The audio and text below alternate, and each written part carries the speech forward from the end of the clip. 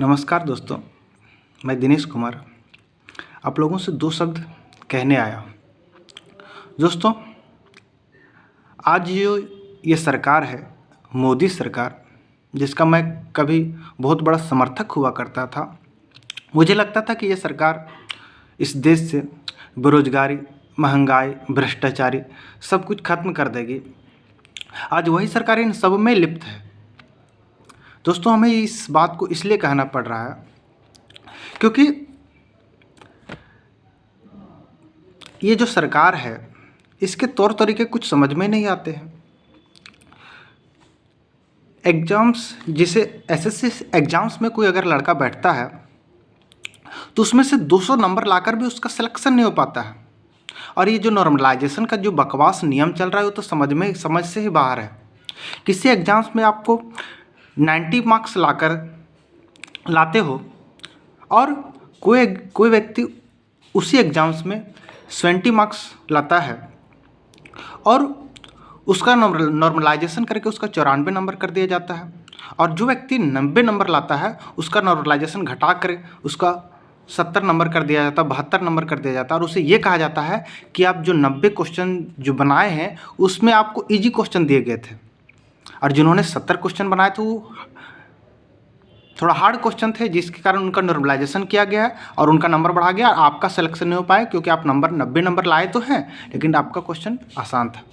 ये क्या तरीका है भाई? ये कुछ नहीं बल्कि एग्ज़ाम्स के नाम पर सरकार को पैसे लूटने का तरीका है। एक बेरोजगार युवा फॉर्म इसलिए भरता है ताकि उससे सरकारी नौकरी मिल सके और वो रोज़गार पा सके, पैसे कमा सके। लेकिन ये सरकार जो है से एग्ज़ाम्स देने वाले स्टूडेंट से ही पैसे ऐंठने का तरीका बना लिया है। एक नियम बना लिया है कि एग्ज़ाम्स को पैसे ऐंठने का एक तरीका बना लिया सरकार ने। आप एग्ज़ाम्स में बैठो, 500 का फॉर्म भरो। सरकार क्या करेगी कि 100 रुपये के जिस फॉर्म को पहले हम 100 रुपये में भरते थे उसी का फीस 500 कर दी है और कहती है कि फिर मैं 400 रुपये रिटर्न करूँगा। अरे भाई, जब आपको 400 रिटर्न ही करने थे तो फिर आपने 500 में फॉर्म भरवाए क्यों? ये इसलिए भरवाए क्योंकि आपको 500 में जो फॉर्म भरवाया उसको आपका एग्ज़ाम 4 साल तक चलेगा। 4 साल तक सिर्फ आपके एग्ज़ाम लिया जाएगा। उस 4 साल में सरकार को उसे जो भी ब्याज प्राप्त होगी उससे सरकार की इनकम होगी। साथ ही साथ जो आपके क्वेश्चन जो गलत हैं आप उसको रिपोर्ट करोगे तो उसमें से आपको पर क्वेश्चन 100 रुपये के हिसाब से क्वेश्चन को रिपोर्ट करने में आपका फाइन लगेगा। तो वहाँ आपके पैसे गए। आने के हर तरीके से आपसे ही सरकार लूटने का प्रयास कर रही है। ये कहाँ का न्याय है? दोस्तों, ये तमाम मुद्दे हैं जिसे हमें सरकार के समझ पेश करना है। सरकार हर मुद्दे पर बात करने को तैयार है लेकिन बेरोजगारी के मुद्दे पर कभी भी बात करने को तैयार नहीं। मोदी के मुंह से बेरोजगारी के नाम पर कोई भी शब्द निकलने में जैसे बहुत बड़ा भूचाल आ जाता है। मोदी हर बात पर बोलते हैं लेकिन बेरोजगारी पर मुद्दे पर पता नहीं उनको क्या हो जाता है। इसीलिए हम सभी युवाओं से निवेदन करते हैं कि आप 25 फरवरी को एक ट्रेंड चल रहा है, मोदी रोजगार दो। आप ट्वीट करें 25 फरवरी से तमाम युवा जो बेरोजगार हैं और जो सरकारी नौकरी की तैयारियां कर रहे हैं ताकि सरकार को इस ओर ध्यान आए।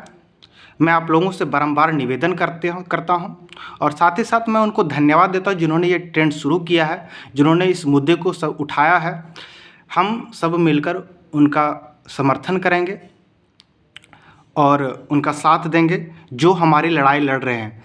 उन टीचरों से भी मैं बहुत बहुत धन्यवाद देना चाहता हूं जो हमारी लड़ाई लड़ रहे हैं। और मैं तमाम युवा साथियों से निवेदन करता हूं कि आप भी इसमें अपनी भागीदारी दिखाएं और आप भी इस आंदोलन में शामिल हों। आज मीडिया बिक चुकी है, मीडिया हमारी बात कभी भी नहीं उठाएगी, इसलिए हम सोशल मीडिया का सहायता लेकर इस अपनी आवाज़ को उठाएंगे और सरकार तक पहुंचाएंगे। मीडिया सरकार की है, वो सरकार के हाथों बिक चुकी है, इसलिए वो कभी भी उन मुद्दों को नहीं उठाएगी जो ज़रूरी है, जो कि हम युवाओं के लिए के हक के लिए। मीडिया उसी बात को उठाएगी जो सरकार के फ़ायदे के लिए हो।